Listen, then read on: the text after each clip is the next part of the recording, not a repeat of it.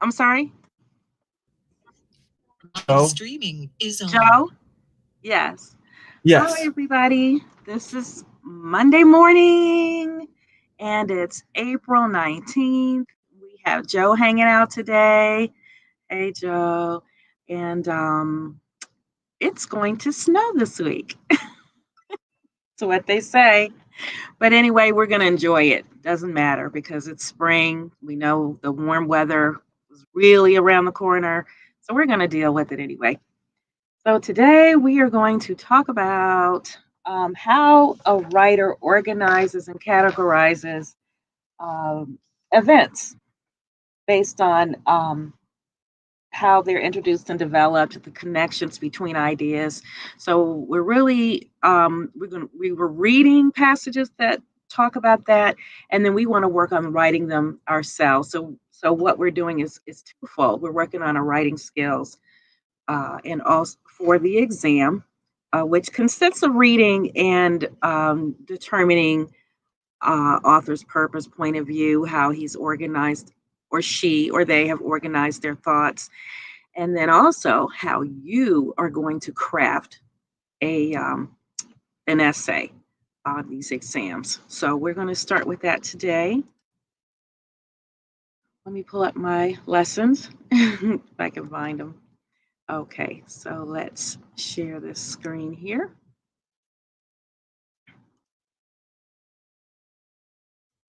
And we're going to start right here.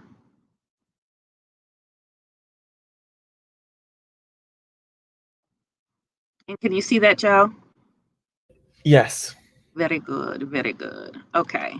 So I think this is a how many? It's I think it's like 3 minutes. I'm not sure if you can hear the videos when I share them, Joe. Um, but it's 3 minutes long, and it's about comparison and contrast of ideas. Let's see.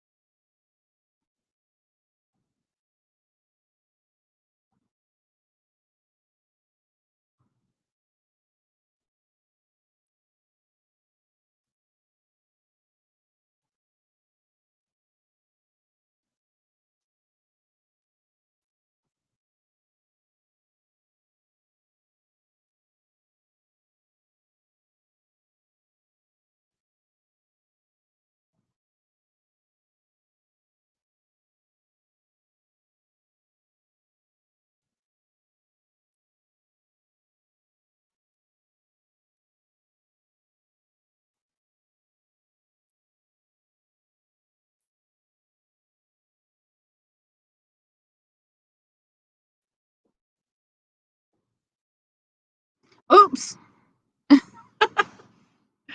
I've already registered. I've never seen that before. Oh, that's interesting.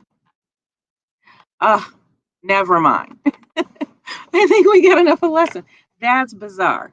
Okay. I don't know how that happened. And I have 3 days with that. But we talked about some different ways of importance, most important, least important, um, space, and time. So those are ways of categorizing ideas. So let's take a look at a worksheet, which will give us some of the same information. And that's really great. That was interesting what happened there. Okay. But we just roll with it. Oh, where'd my paper? Where'd my paper go? Here you go. So, can you see that, Joe? Yes. There we go. So we can categorize by organizing ideas. Let's go down. And so what she's already talked about was organizing by a narrative where we would just say things happened in the order that they happened, then in space where it took place, by importance, by comparing and contrasting. You can do this by putting all the similarities together and then putting all the differences together. For example, you can talk about how football and baseball are alike, and then you can talk about how they're different, or you can go back and forth. You can alternate. You could say Joanna's tall, Susie's short. Joanna has brown hair, Susie has red, and go back and forth like that. Joanna is artistic and Susie is musical. And then we can talk about problems and solutions. So if you need to write about how to solve a problem, you can use two ways of organizing, as you did with compare and contrasting. So you could either write everything about the problem and then everything about the solution, or you could take it point by point. And then also we have general and specific. Sometimes if you need to write about categories, they may fall into big categories with small specific examples. Say if you were going to write about garden weeds, you might say some general things about weeds and then go on to talk about particular types like dandelions and thistles. They're fun to step onto. And then we have cause and effect. So say you're trying to explain how something happened, how your team won the game, or how yeast causes bread to rise. You want to figure out all the main reasons why something happened and then write them out. And then you'd explain how each thing gave you a particular result. So it says we can go over the whole process again, which we don't need to. You can look back at this, and then that can help you to organize your ideas. So here's the summary. I'm sorry, this is the summary. So you can group your ideas together for paper. You can have ideas moving through time or stories that happened. You can have them in space or a description, a building, a room, in a bowl of batter. And you can list your ideas by their importance. You might compare and contrast ideas, showing how they're the same and how they're different. You can explain problems and solutions, either by putting all the problems together and all the solutions together, or by explaining each problem with its solution. You might explain your ideas from general to specific. And finally, you might write about causes and effects. So with that, where's my sheet? That's not it. So with that, I have just a little sheet for us to take a look at.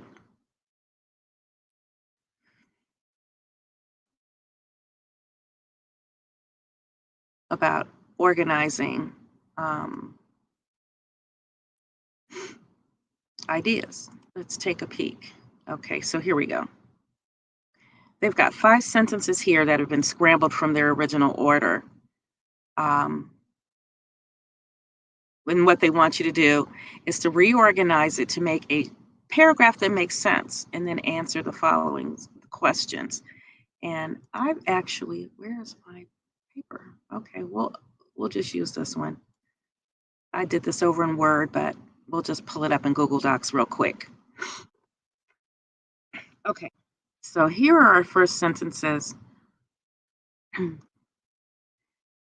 we want to put this in order. So bee hummingbirds average a length of about 2 inches and an average a weight of less than 1 ounce. On average, hummingbirds measure 3 to 5 inches in length. Hummingbirds, one of the most energetic animal species on Earth, include some of the smallest species of bird in the world. The smallest hummingbird is aptly called the bee hummingbird. And then the last sentence, the small size of hummingbirds goes to show that big personalities come in small sizes. So, where would we go if we wanted to make this paragraph make sense? Where would we start? We've talked about one type of hummingbird, the overall size of hummingbirds, that they have great personalities in their tiny little bodies, and that they're one of the most energetic animal species on the earth, and they include some of the smallest species of birds. That kind of sounds like the topic sentence to me. What do you think, Joe? I agree. I would pick the middle one for the first sentence. Okay, so let's just cut that out and put that first. Okay. So now, where should we go?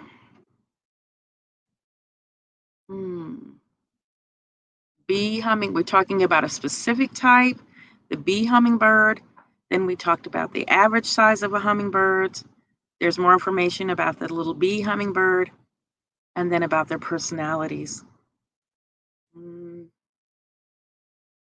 I think I would go with the specific information about hummingbirds first. That's just my opinion.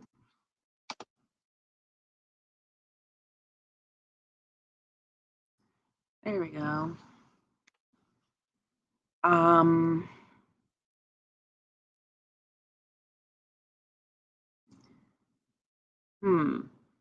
Then what could we put next there? You have a thought? I would flip the smallest hummingbird is aptly called bee hummingbird, and then the one above it, and I would leave the bottom one where it is. Okay, so switch these two. Switch that one with the one below it. Yep. So let's see if it, when we read it, if the thoughts flow. Okay, so we've got space there. So now we have hummingbirds, one of the most energetic animal species on Earth, includes some of the smallest species of bird in the world. On average, hummingbirds measure 3 to 5 inches in length. The smallest hummingbird is aptly called the bee hummingbird. Bee hummingbirds average a length of about 2 inches and a weight of less than 1 ounce. The small size of hummingbirds goes to show that big personalities come in small packages. So, how did we decide which sentences preceded and succeeded, or came first and then after? Did we organize by the most important idea, by the broadest to the most specific?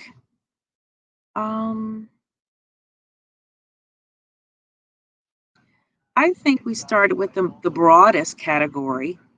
On average, hummingbirds weigh 3 to 5 inches. And then the smallest one is the bee hummingbird, which is about 2 inches. I think that's what we did. We went by the broadest to the most specific. So that is one way. And you can also do it as they do it in reverse. But remember that your paragraph has to flow, it has to make sense, and you have to have it in a way that the reader can understand it. So, besides writing it out this way, are there other ways to organize this particular paragraph? What other ways can we organize this information?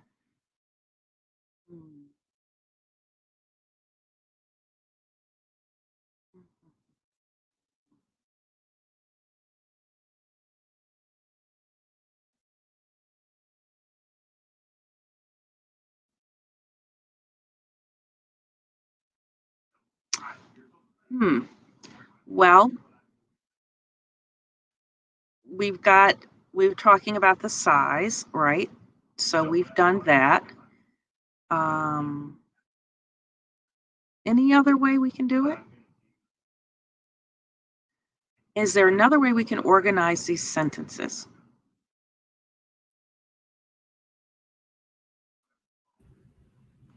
Well, what if we put the small size of hummingbirds goes to show that big personalities come in small packages? What if we put that sentence first? Let's see what that is. What would that sound like? I'm not sure. I'm just experimenting. And then we could say hummingbirds, one of the most energetic, includes some of the smallest. But what if we said that the small size of hummingbirds goes to show? How does that change? How does that change the tone? I think we started out with giving information, telling you, teaching you about a type of bird that you may not have known. And this sentence at the end actually changes the tone again because it says big personalities come in small packages. And so that's kind of figurative because do we really know about the personalities of hummingbirds? It kind of changes direction a little bit in the mood. So um, that's one thing that I can think of right offhand. Anything, Joe? Yeah, I would just say it kind of changes the overall idea Mm-hmm. because I think if you start with the hummingbirds, one of the most energetic animals, that's more fact Mm-hmm. driven, and this one is more Mm-hmm. the way you have it now is more about kind of the personality. Yes, exactly. So we were fact driven in the beginning, the way it was first written. Like you would read that in a science text or magazine or article. Exactly. I agree. So I think we did answer that question. But this is really just to so that you understand how organizing and categorizing your ideas does change the tone and also the focus. So that's something important. Keep that in mind when you're writing your paper. You're going to see this on the test. I promise, where you're going to have to reorganize a passage. So look for, first of all, what is the tone? What is the mood? Who is talking? And why are they talking? And so that's all we have for today. Thanks, Joe. You take care. And everyone have a great day.